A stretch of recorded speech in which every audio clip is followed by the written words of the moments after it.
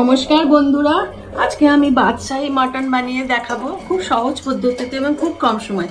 আপনারা এটা দেখতে থাকুন।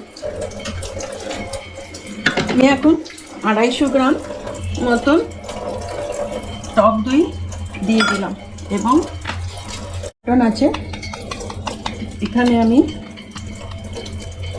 2 চামচ মতো একটু কম আদা রসুন বাটা দিয়ে এটাকে ভালো করে আধ ঘন্টা ম্যারিনেট করে রাখবো।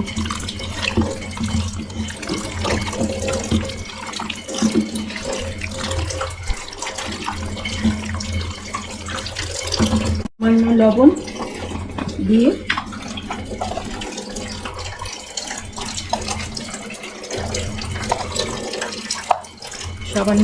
আমি দিয়ে দিলাম, দিয়ে ভালো করে আধ ঘন্টা ম্যারিনেট করে রাখবো। ঢাকা দিয়ে রাখছি। পেঁয়াজগুলো ছখানা পেঁয়াজ আমি এবার একটু সামান্য জল দিয়ে একটু বয়েল করে নেব, আর সঙ্গে 4টে কাজু আর 10টা মতন আমন্ড বাদাম দিয়ে দিলাম। আমি এর ভেতরে এবার সাদা তেল দিয়ে দিলাম, ভালো করে গরম হতে দিয়ে আমি চিকেনটা একটু কষে নেব। মাটনটা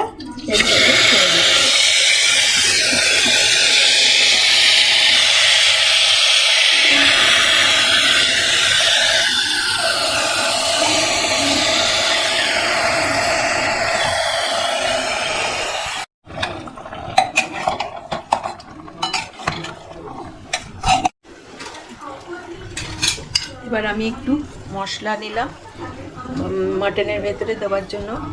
কিছুটা পরিমাণ ধনে, কিছুটা মৌরি, কিছুটা গোলমরিচ, 2টো ডালচিনির ডাল, একটু জয়িত্রীর ফুল, 8টার মতন ছোটো এলাচ, 5টা লবঙ্গ আর সামান্য একটু জায়ফল। এখন আমি এটাকে ড্রাই রোস্ট করে নেব, করে মিক্সিতে একটা পাউডার বের করব। ঢাকনা দিয়ে 5-6টা সিটি দেব, সিটি দিয়ে তারপর আমি একটু পেঁয়াজগুলো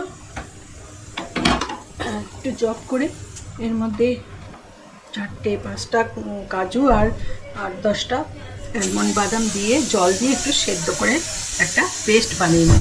2 চামচ এখানে ঘি দেব।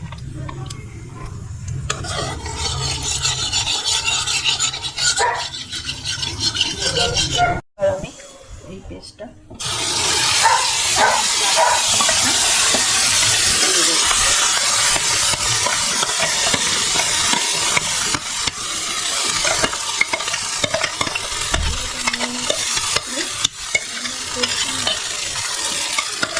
এটা পেঁয়াজ আর আমন্ড বাদাম আর কাজু,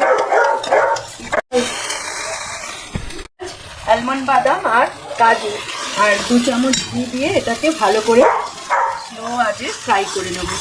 তারপরে আমি এখানে দিলাম 2 চামচ কাঁচা লঙ্কা বাটা। এটা ভালো করে কাঁচা লঙ্কাটা যতক্ষণ না যায় ততক্ষণ আমি এটাকে নাড়ব।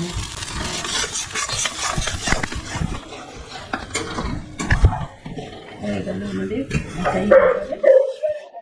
মশলাটা দেবো। হ্যাঁ, দিলাম। এবার সফট হয়ে যাবে।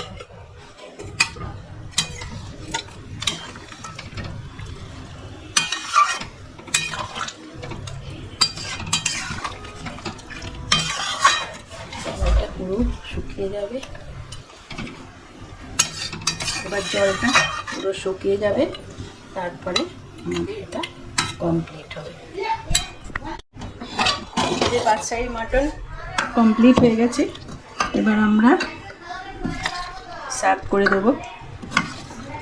বন্ধুরা, আপনারা এই রান্নাটা করে দেখবেন আপনাদের কেমন লাগে, আমাকে কমেন্ট করে জানাবেন।